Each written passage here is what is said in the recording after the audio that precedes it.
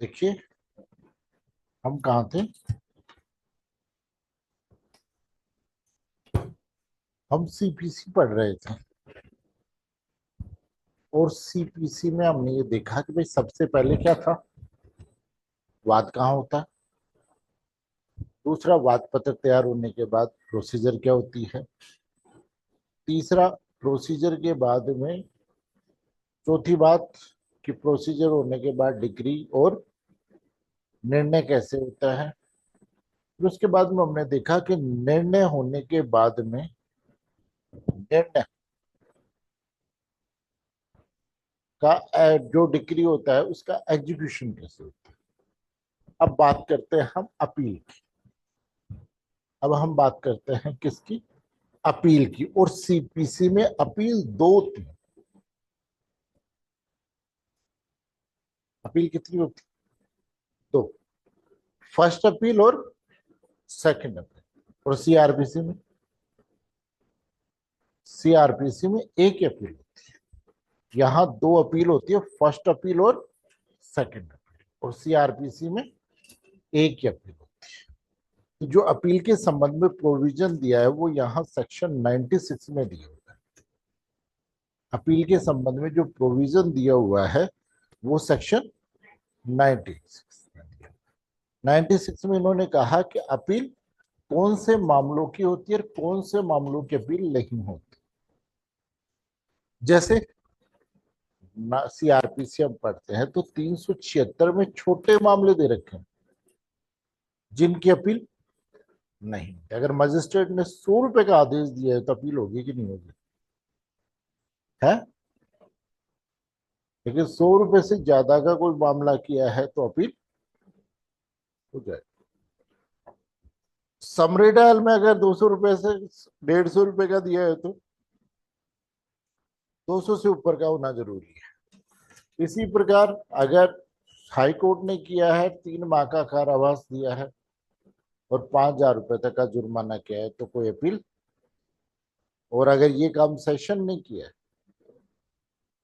तो 1 माह और 1,000 रुपए तक जुर्माना और 200 रुपए उसके लिए। इसी प्रकार यहाँ पर भी इन्होंने कहा कि सीपीसी में निचले अदालत ने कोई भी अपील ऑर्डर किया है उस ऑर्डर की अपील वहां होगी जहां होती है। तो कहाँ होती है? अगर सिविल जज और सीनियर सिविल जज ने दिया है तो डिस्ट्रिक्ट कोर्ट में, और डिस्ट्रिक्ट कोर्ट ने दिया है तो हाई कोर्ट में उसके अपील। दूसरा, एक्स पार्टी ऑर्डर की अपील होती है। तीसरा, जहां सहमति से कोई डिक्री हुई है उसकी अपील। सहमति से कोई अपील हो गई मान लो और इन्फ्लुएंस यूज किया है तो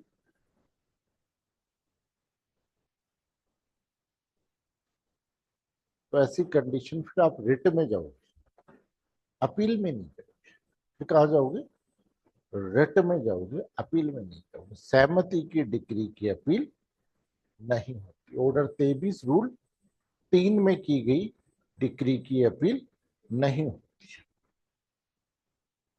फिर इन्होंने कहा कि लघुवाद न्यायालय ने अगर कोई डिक्री पारित की तो वहां धन संबंधी लिमिटेशन करते कि अगर उसने डिक्री 10,000 रुपए से कम की है तो केवल विधि के पर्सन पे ही अपील होगी। ये 4 बातें कौन कह रहा है? सेक्शन 96 कह रहा है। 96 अपील के बारे में कह रहा है कि 4 ही बातों की क्या होगी? अपील। अब अपील में आप क्या है, जब अपील करते हो ना तो अपील किसकी होती है? जजमेंट की होती है। तो जजमेंट में एक मेमोरंडम ऑफ अपील बनता है। क्या बोलता है? Memorandum of appeal. जिसमें क्या होता है कि आपको पहले पूरी डिटेल देनी होती है कि भाई ये मामला था, कोर्ट ने ये जजमेंट दी। फिर वो पर्सन आपको बताने पड़ते हैं कौन से, जिनको आप ऑब्जेक्शन कर रहे हो कि इस कोर्ट में ये कमियां रही, इस जजमेंट में ये चीज नहीं हुई, ये चीज नहीं हुई। ध्यान रखना, अपील में जो जो बातें आप क्वेश्चन उठा रहे हो, अपील की कमियां बता रहे हो, केवल उन्हीं पर सुना जाता है, अलग से इश्यू नहीं बनता। अब आप ये कहते हो कि विधि के पर्सन पे नहीं सुना गया, तो बस इसी इश्यू पे सुना जाएगा। अगर मजिस्ट्रेट को दिख भी रहा होगा ना कोई कमी, तो भी नहीं बताएगा। तो इसको बोलते हैं मेमोरंडम ऑफ अपील। उसमें आपको कारण लिखने पड़ते हैं कि किस कारण से आप इस जजमेंट को गलत मान रहे हो और इसकी अपील कर रहे हो। और हर जजमेंट के साथ में डिक्री की कॉपी लगी हुई जजमेंट में। अपीलेंट एक भी हो सकता है और एक से अधिक भी हो सकता है। अपीलेंट सिंगल भी हो सकता है और एक से अधिक व्यक्ति भी मिलकर के क्या कर सकते हैं, अपील कर सकते हैं। फिर इसमें जो सबसे काम का है वो ऑर्डर 41 रूल 22 है।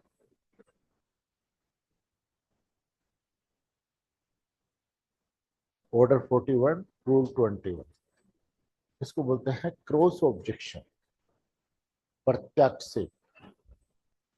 ये मेंस में बहुत पूछा जाता है कि निम्नलिखित पे टिप्पणी लिखिए, क्रॉस ऑब्जेक्शन, प्रत्यक्ष। इसमें क्या होता है कि जैसे मान लो जजमेंट की अपील कौन कर सकता है, वादी कर सकता है, प्रतिवादी कर सकता है।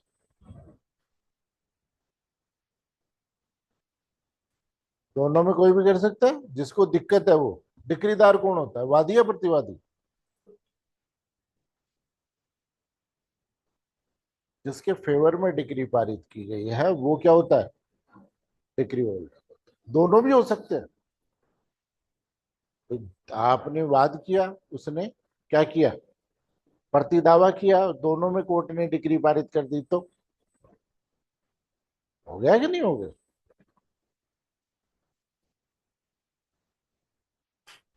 फिर इन्होंने ये कहा कि 97 में, सॉरी, क्रॉस ऑब्जेक्शन क्या होता है कि जहां पर मान लो दो पक्ष थे, ए और बी, और बी के पक्ष में कोर्ट ने डिक्री दी और ए को आदेश दिया कि 1000 रुपए, 10,000 रुपए 6% इंटरेस्ट के साथ पे करें।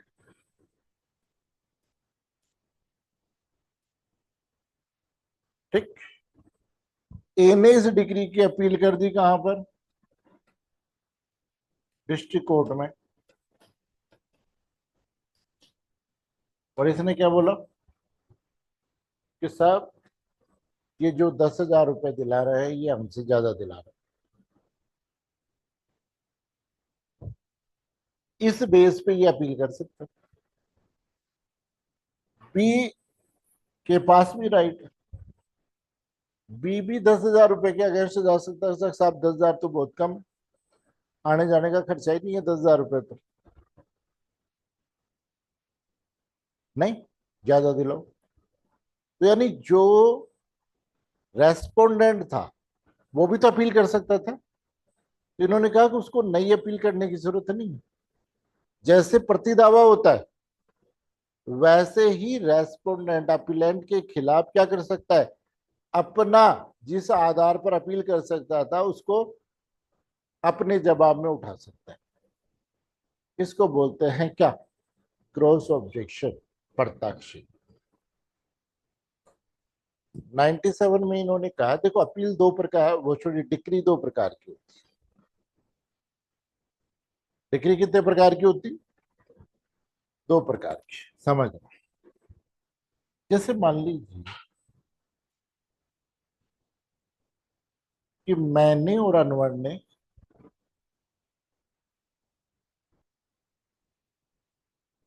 ये प्लॉट खरीदा 400 वर्ग गज का, है ना।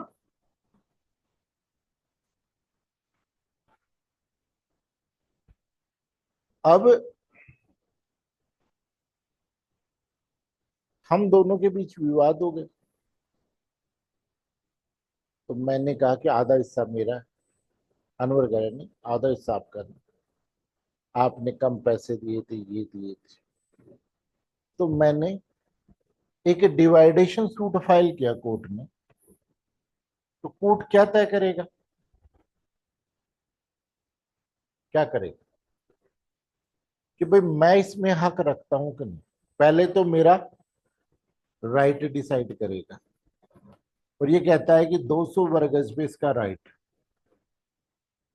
डिग्री फाइनल हो गई क्या? क्या बाकी रहेगा? क्या? अब कोर्ट क्या करता है, ये राइट डिसाइड करने के बाद में एक आदमी अपॉइंट करके इसका डिवाइडेशन करा। अरे बात समझ। तो राइट और डिवाइडेशन दो चीजें। तो राइट तय कर दिया, और डिक्री में क्या होता है, अधिकार और दायित्व तय होता है। लेकिन कार्रवाई बाकी थी, इसलिए हम इसे बोलते हैं प्रारंभिक डिक्री, है ना? क्या? Primary decree.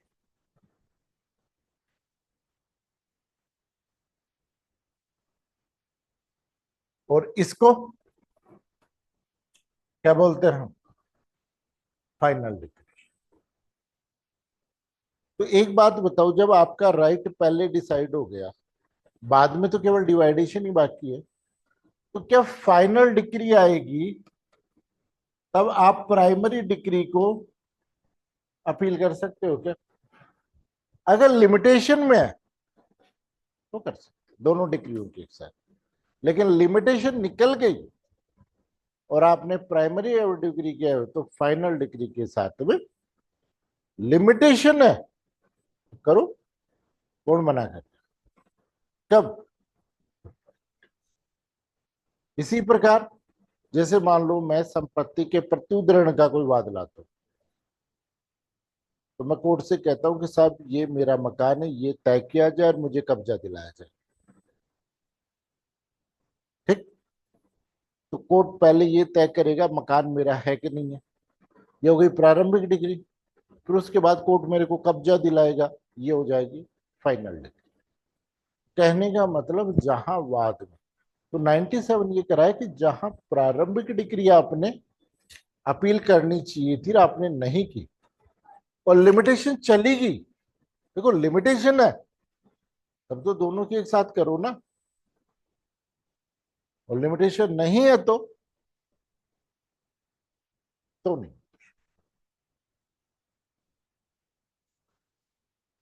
फिर उसके बाद में सेक्शन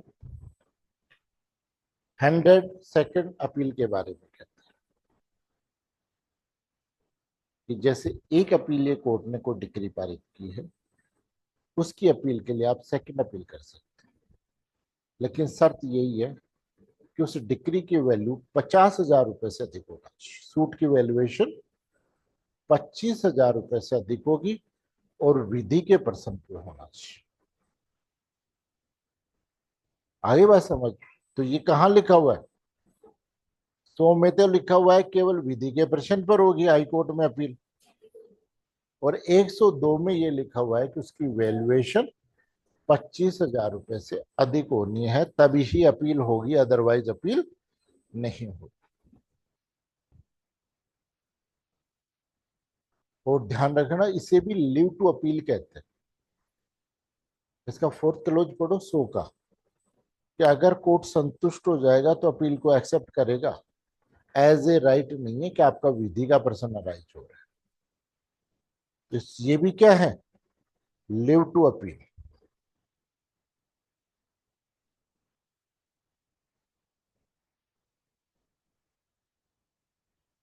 और एक चीज ध्यान रखना, सिंगल बेंच की अपील डीबी में नहीं होती है, केवल रिवीजन। अभी जो ये जा रहे हैं इस रिट को लेकर के कि डीबी में जा रहे हैं, ये क्या है?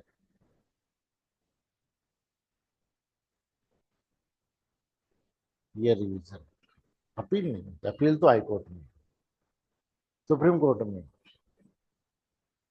लेकिन ये चीज गलत है अगर देखा जाए तो।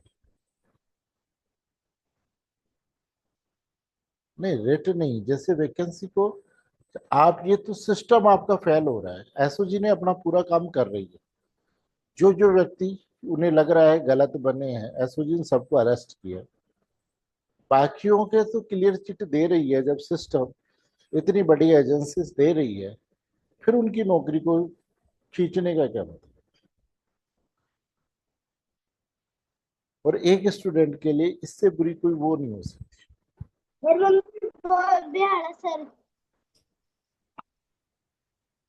स्पीकर बंद कर लीजिए, इससे बड़ी कोई बात नहीं हो सकती। और एक बार नौकरी लगने के बाद व्यक्ति इतने कंफर्ट जोन में आ जाता है कि दोबारा तैयारी करना बहुत भारी है, बहुत बड़ा है। नहीं, आदमी का सबसे बड़ी चीज तो है सोशल रेपुटेशन खत्म हो जाती है।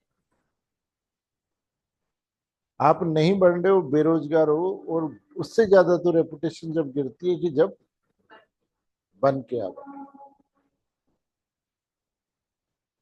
नहीं। और बाकी इतनी बड़ी एजेंसी थी, एसओजी अपना काम कर रही थी, जिन्होंने अपराध किया था आप ये देखो, बाबूलाल कटारा, रामू राम राय का, जिन जो भी उसे सस्पेक्ट दिखाई दे रहे थे, जैसे जैसे इन्वेस्टिगेशन हो रहा था धीरे धीरे सबको बंद कर ही रहे थे। वे एसओजी भी अपने स्तर पर, अब वो भगवान की छड़ी तो है नहीं उनके पास भी, वो भी क्या कर रही है, सरकमस्टेंशियल एविडेंस को एक से दो, दो से तीन कड़ी जोड़ के आगे बढ़ रही है। और इस ऐसा ही बढ़ती का परिणाम यह है कि कई जगह पता चला है, अब नया चीज और आ रही है कि लोग विकलांगता का सर्टिफिकेट बनवा करके वो हो गए, अब वो क्या उनकी जांच करो। फिर कुछ शिकायतें ये आई है पड़ोसियों की कि साहब इसने डिवोर्स लेकर के और डिग्री लेकर के और शादी कर ली, वो नौकरी लग गई और अब साथ साथ ही रह रही है, तो नहीं। तो ये तो फेलियर ऑफ लॉ है भाई। उन्होंने डिग्री ली कोर्ट से, कोर्ट ने डिग्री दे दी, दोबारा विवाह कर रहे हैं तो कौन मना कर सकता है भाई साहब। कौन से कानून में है कि जो हिंदू एक बार डिवोर्स ले लिए, मुस्लिम विधि में जरूर भी है कि एक हलाला से गुजरना पड़ता है, हिंदू लोग में तो कहीं है ही नहीं।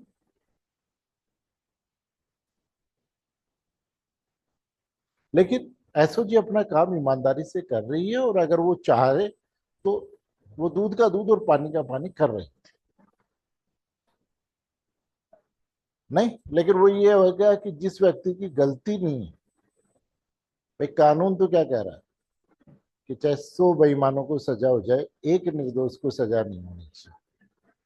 अब यहाँ निर्दोषों को सजा दी है।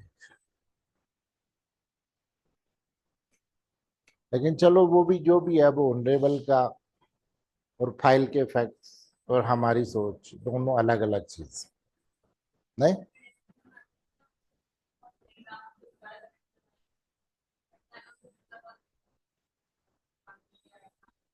नहीं, देखो उस चीज की तो कोई बात नहीं है। अभी जैसे मान लीजिए सिक्का रोड पे, अजमेर रोड पे, न्यू सांगानेर पे इन्होंने एलिवेटेड रोड बनाए, अब वो फेल हो गए तो वो भी तो टूट ही रहे हैं, करोड़ों रुपए उसमें भी तो लगे ही हैं।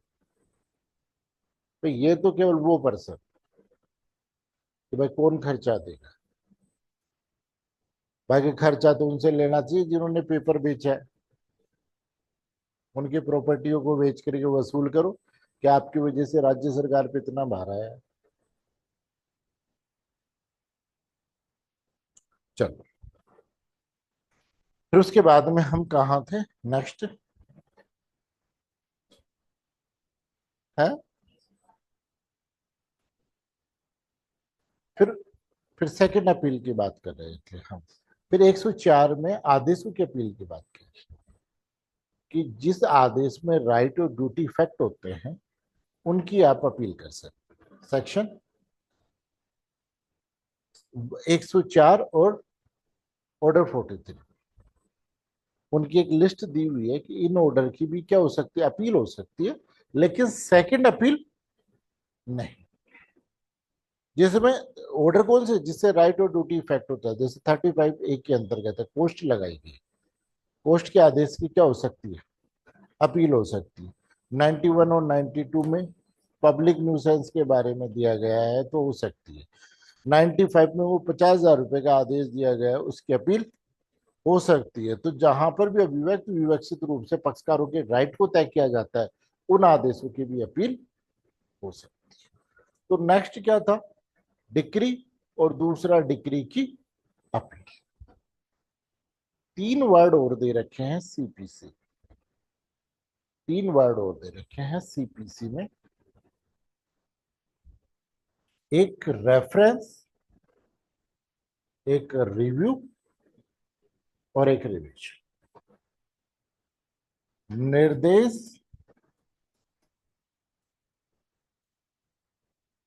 पुनरावलोकन और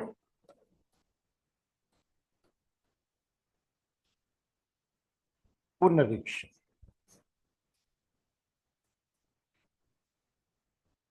नहीं,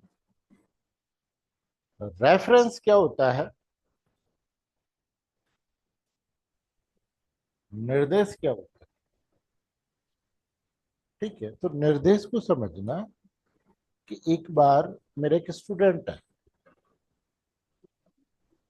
मनमीत सिंह, तो उसकी नौकरी लगी एपीपी बना, वो वेटिंग में था, तो बाद में वेटिंग क्लियर हुई तब वो एपीपी बना। तो उसका फोन आया कि भाई साहब मैं आज ज्वाइन कर रहा हूँ, तो आप भी, मेरी बच्चों में पोस्टिंग थी तो आप भी इधर आना। ठीक है।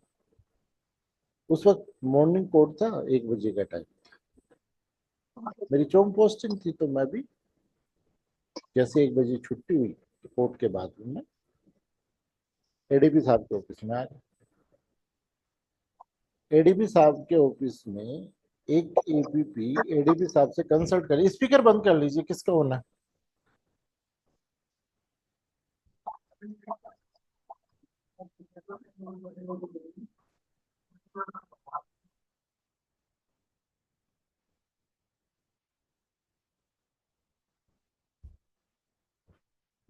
उन्होंने एडीपी साहब को ये बोला कि सर वो एक मजिस्ट्रेट है और वो मजिस्ट्रेट ये कह रही है कि भाई साहब के सेक्शन,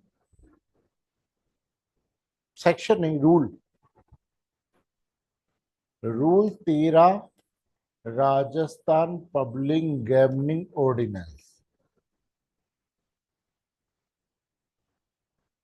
1948 अनकॉन्स्टिट्यूशनल है, और जो जुआ खेलते हैं उनके सबके चालान इसी में आ रहे थे।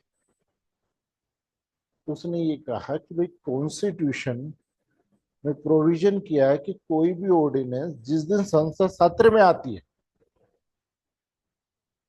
उसके कितने 6 सप्ताह तक वो एनफोर्स में रहती है, अगर संसद द्वारा पारित नहीं कर दिया जाता है, अदरवाइज वो अपने आप ही क्या हो जाएगा, समाप्त हो जाएगा। यही है। तो खैर 48 का ये ऑर्डिनेंस है, उसके बाद तो संसद कई बार बैठ ली, इसलिए ऑर्डिनेंस क्या हो गया, समाप्त हो गया है। इसलिए आप क्या करो, मैं चालान नहीं। ठीक। उससे पहले जो भी हो रहा था राजस्थान में, इसी एक्ट में चालान आ रहे थे। ठीक। तो फिर उसने कहा सर मैं क्या करें, फिर मैंने कहा कि भाई एक हमारे पास में ऑप्शन होता है, कौन सा, रेफरेंस। एक ऑप्शन है हमारे पास में रेफरेंस, कि आप सेक्शन 295, सॉरी 395 सीआरपीसी में एक एप्लीकेशन मूव करो, किससे, कोर्ट को, और उनसे कहो कि साहब आप ऑनरेबल को बताओ कि विधि या विधि का कोई ऊपर जो आपको अवैध लग रहा है, और जिसके बाद में आज तक ऑनरेबलों ने कुछ नहीं कहा, न तो सुप्रीम कोर्ट ने कहा न हाई कोर्ट ने कहा, तो आप निर्देश लो कि साहब आपको तो पता चला नहीं, और वो कहा मेरे को पता चल गया है कि ये अवैध है, इसलिए अनकॉन्स्टिट्यूशनल है, इसलिए इसे क्या कर दिया जाए।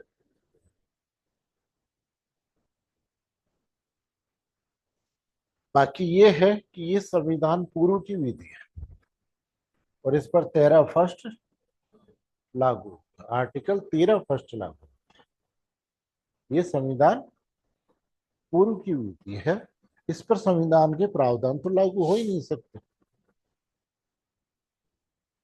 तो जहां पर भी नीचे वाले कोर्ट को ये भ्रम हो जाए कि विधि या विधि का कोई उपबंध अवैध है और उसको डिसाइड किए बिना मामले का डिसीजन नहीं हो सकता, और उसके बारे में ऑनरेबल सुप्रीम कोर्ट और ऑनरेबल राजस्थान हाईकोर्ट या जो भी ऑनरेबल हाईकोर्ट है उसने कुछ नहीं कहा है, तो आप उसे रेफरेंस कर सकते हो कि साहब इसका उत्तर बताइए जिससे मैं आगे मामले को डिस्पोज करूं, और जैसा वो डायरेक्शन देते हैं उस डायरेक्शन के अकॉर्डिंग वो अपने निर्णय को डिस्पोज करें। ये रेफरेंस। फिर उसके बाद में दूसरा आता है कौन, पुनरावलोकन। कहां दे रखा है, 114। ठीक है, और ऑर्डर 47 कि जहां नीचे वाले कोर्ट ने कुछ कमियां छोड़ दी, जुडिक्शन का प्रयोग नहीं किया, नेचुरल जस्टिस का प्रयोग नहीं किया, जुडिक्शन से बियॉन्ड कार्य किया है, इंटर वायरस है या अल्ट्रा वायरस है, इन सारी कंडीशंस में आप उसी कोर्ट को दोबारा कह सकते हो साहब ये विधि का नया तथ्य है, नहीं इस पर पहले कोई बात हुई नहीं है, इसलिए इस पर भी सुना चाहिए। और कोर्ट को लगता है भाई देखो रेजुडिकेटा भी लागू होता है, लेकिन कोर्ट को लगता है कि उस समय ये पेश नहीं हो सकता था लेकिन अब पेश हुआ है, तो वो उसका क्या कर सकता है, पुनरावलोकन कर सकता है। और जिन मामलों में अपील नहीं होती है या लेकिन जहां अपील नहीं की गई है वहां पुनरीक्षण किया, अगर किसी मामले में अपील होती है और आपने प्रोविजन कर दी तो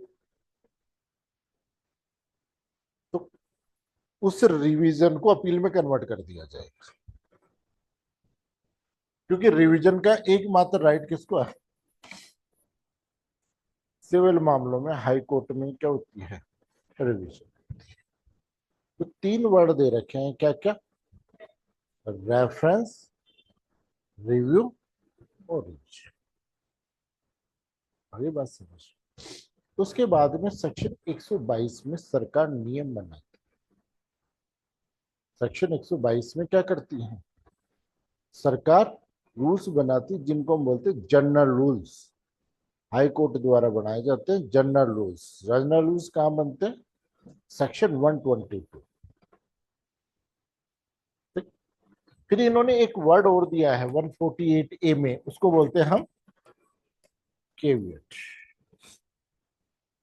केवियट का मतलब होगा स्पीडली ट्रायल, कि जहां पर लगता है कि आपके खिलाफ कोई वाद आने वाला है, जहां आपको लगता है कि आपके खिलाफ कोई वाद कोर्ट में क्या होना है, पेश होने वाला है या हो गया है, और कोर्ट उस पर कोई भी निर्णय या आदेश पारित करने उससे पहले आपको सुने, तो आप कोर्ट में एक केवियट पेश कर सकते हैं कि साहब मेरा ये मामला है और अगर इस प्रकार का मामला आया है या आए तो मेरे को भी सुनवाई दीजिए। फिर जब भी कोई वाद या कार्रवाई पेश होती है कोर्ट में, तो कोर्ट उसको ही कहता है, किसको, जो केस कर रहा है, कि आप केवियट कर्ता को क्या करें, इंफॉर्मेशन, और इस इंफॉर्मेशन का खर्चा किससे दिलाता है, केवियट कर्ता से दिलाता है। आगे बात समझो, उनको इंफॉर्मेशन दो फिर आओ, इसको बोलते हैं केवियट। और केवियट कितने दिन तक, भाई मैक्सिमम लिमिट तो होगी ना, कितने दिन कोर्ट ध्यान रखेगा, 90 दिन की लिमिटेशन। बिल्कुल बिल्कुल 90 डेज के बाद दोबारा करते। फिर सेक्शन 151 इनहेरिटेंस पावर। देखो हाई कोर्ट क्रिमिनल में तो केवल हाई कोर्ट के पास है, सिविल कोर्ट में जहां पर भी आपको रिलीफ लेनी होती है सब एप्लीकेशन कहाँ लगाते हैं, सेक्शन 151। जिसको भी रिलीफ लेनी होती है कहाँ लगाते हैं? वो कह सब सीपीसी तो करो बंद और दिल की सुनो कि जहां सीपीसी के प्रावधानों से जस्टिस नहीं हो रहा है और न्याय के उद्देश्यों के लिए आवश्यक है, तो कोर्ट क्या कर सकता है कि इसके प्रोविजनों को साइड में रख करके और डिसीजन दे सकता है। इसको बोलते हैं inheritance power of civil court, और ये हर सिविल कोर्ट को है, और क्रिमिनल में ये केवल है।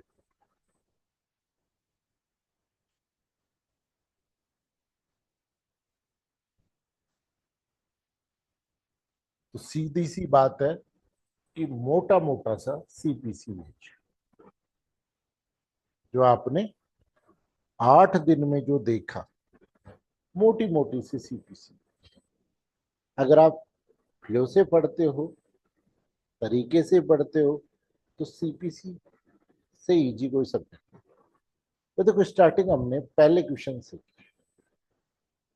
कि भाई कौन से कोर्ट में जाए, दूसरा क्वेश्चन क्या लेके, तो वो कैसा वाद पत्र लेके, वाद पत्र कैसे तैयार, फिर हमने वाद पत्र तैयार किया, वाद पत्र से संबंधित सारे प्रोविजन, उसके बाद में हमने कोर्ट में वाद पत्र पेश किया, वाद पत्र पेश होने के बाद कोर्ट ने उसे रजिस्टर्ड किया और रजिस्टर्ड करने के बाद सम्मन इशू किया।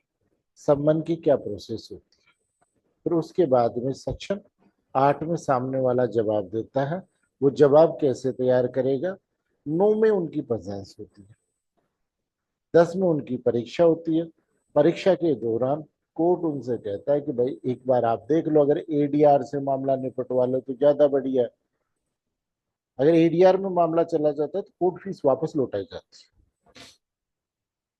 अभी बात समझ कि तुम्हारी कोर्ट फीस भी नहीं लगेगी, मामला भी टाइमली निपट लेगा।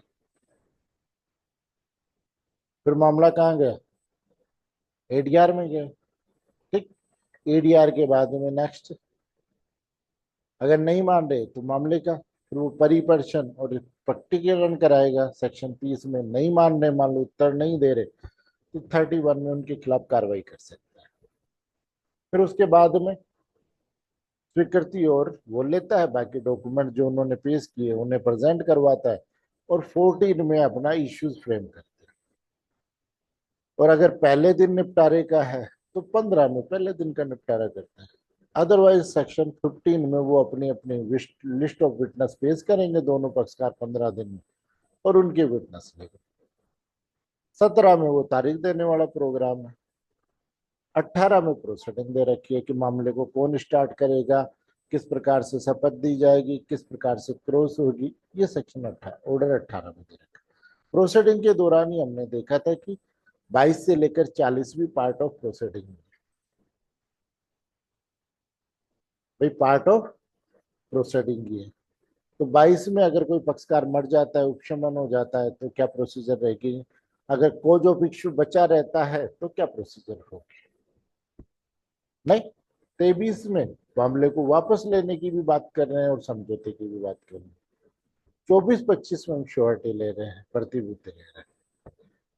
26 में और सेक्शन 76 से लेकर 78 में अगर कोई व्यक्ति नहीं आ रहा है तो उसे हम क्या कर रहे हैं, कमीशन जारी कर रहे हैं। वो साक्षियों को बुलाने के लिए भी हो सकता है, मौका मुआयना करने के लिए भी हो सकता है, जो लेखा भइयों या उनकी जांच, उसके अलावा अनुसचिव मिनिस्ट्रियल वो जो कार्रवाई होती है उनको करने के लिए किसी के लिए भी हो सकती है। फिर उसके बाद 26 के बाद में 27 में दे रखा है कि जहां सरकार पार्टी है तो सेक्शन 79 में ये कहता है कि सरकार पार्टी है तो उनको पक्ष का वादी और प्रतिवादी बनाया जा सकता है। अगर भारत सरकार है तो भारत संघ, और स्टेट है तो स्टेट के नाम से। लेकिन वाद ला रहे हो अगर आप सरकार के विरुद्ध तो नोटिस दोगे, और नोटिस 2 माह का होगा। किसे दोगे, सेक्रेटरी को दोगे। स्टेट में दे रहे हो तो सेक्रेटरी को या कलेक्टर को दोगे। ठीक इसी प्रकार जम्मू कश्मीर में दे रहे हो तो वहां प्राधिकृत व्यक्ति को या कलेक्टर को दोगे, या फिर रेलवे को दे रहे हो तो जीएम को दोगे। नोटिस के बिना अगर तुरंत कार्रवाई जरूरी है तो प्रोविजो दे दिया, तुरंत भी कर सकते हो। सेक्शन 27 में एक कोर्ट ऑफिसर अपॉइंट किया जाएगा, कोर्ट ऑफिसर प्रोसीडिंग करेगा सरकार की ओर से, ये दे रखी। मामला किसी और का ही चल रहा है और पता चलता है कि संविधान के निर्वचन का प्रश्न है, तो अटॉर्नी जनरल ऑफ इंडिया को इन्फॉर्मेशन देगा, भाई आपको कुछ कहना है तो आ जाओ। विधि का कोई सारवान पर्सन है तो एडवोकेट जनरल को देगा। आगे बात समझ में, और उसमें कुछ वैसे कोई विधि का क्वेश्चन अराइज हो रहा है, वो सार्वजनिक महत्व का हो गया, ये विधि का कोई सारवान पर्सन हो रहा है, तो सरकारी अधिवक्ता को।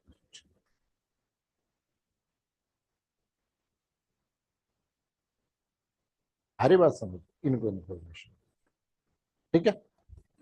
कहां पर? 27 से, ठीक है। फिर 28 में लीगल पर्सनैलिटी की बात कर रहे हैं। आगे बात, अगर वो सेना का भी हो सकता है, फिर उसके बाद में वो फर्म भी हो सकती है, निगम भी हो सकती है ना, इनके बारे में लीगल पर्सनैलिटीज के बारे में। 32 में उसके बारे में बताया, किसके बारे में, कि अगर कोई माइनर है तो। 33 में निर्धन व्यक्ति के बारे में। 34 में मोर्गेज वाले मामलों में डिक्री कैसे दी जाती है, वो मैंने आपको बताया था, वो सिंपल सा फॉर्मूला है। 35 और 88 और 35 में किसके बारे में, इंट्रो, भाई जहां मेरा कोई प्रॉपर्टी में हक नहीं, लेकिन मेरे से दो या अधिक व्यक्ति दावा कर रहे हैं, तो मैं केवल केस इसलिए कर रहा हूं कि भाई इनमें से जिसको देना है दो, मेरा पीछे, इसको अंतराभिवाची बात करते हैं। मैंने अपना पीछे छुड़ा लिया। 36 में इशू बना करके, जो 90 में दे रखा है ना, इशूड बना करके हम कोर्ट में पेश करते हैं। 37 में समरी ट्रायल है। 38 जो वहां दे रखा है, 94 में दे रखा है कि 5 प्रकार की प्रोसीडिंग हो सकती है, निर्णय से पहले गिरफ्तारी, निर्णय से पहले कुर्की, ये तो दे रखा है ऑर्डर 38 में। अस्थायी आदेश और अंतर्वर्ती 39 में, और रिश्वर की उक्ति 40 में। और 3 ऑर्डर कौन कौन से? निर्णय से पहले गिरफ्तारी, निर्णय से पहले कुर्की, और अस्थायी आदेश बिना किसी ग्राउंड के आपने लिया तो 50,000 रुपए की पेनल्टी, 95। आगे बात समझ। और फिर जो भी फॉर्मल एविडेंस है वो आप शपथ पत्र के माध्यम से दे सकते हो, 90। आगे फिर उसके बाद में ऑर्डर 20 में डिक्री और निर्णय और डिक्री। फिर डिक्री का दो होगा, एग्जीक्यूशन और अपील। एग्जीक्यूशन हमने देखा, आज हमने अपील देखी। फिर जो बच रहा था क्या, रिवीजन, रिव्यू और वो। उसके अलावा मिसलिनियस, उसमें हम देखें तो केवेट आ गई, 151 मिलियन टेस्ट पावर्स आ गई, ये पूछ लेते। तो ले दे करके सीपीसी कितनी, कितनी सी, कितनी देर लगी आपको रिवीजन करने, कितनी? 10 मिनट। और आप ढंग से तैयार करोगे और दिमाग में सोच के भी याद करोगे तो आधे घंटे से ज्यादा किसी किसी में। जिस दिन आपके तैयार हो गए ना, आधे घंटे में सब कुछ याद आएगा। और किसको रटना पड़ा? फिर रटना किसको पड़ा? भाई देखो, कोडिंग है, वो रटना है, वो आराम से रटो ना, लेकिन एक बार पढ़ लो फिर उसके बाद रट लो। भाई डायग्राम लेकर के याद कर लो 10-10 मिनट, आपको कहाँ दिक्कत आ रही? नहीं, चलो फिर 5 मिनट बाद एविडेंस करते हैं।